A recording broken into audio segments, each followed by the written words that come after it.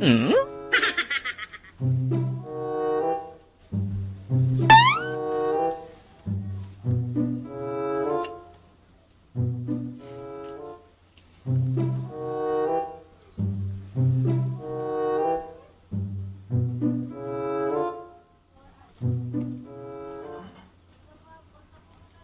Oy.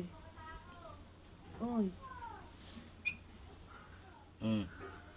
Lalim-lalim na naman ang iniisip mo. Bakit ba? Halika na, tulong na tayo. Bakit ba? Game, mamaya na. Halika na.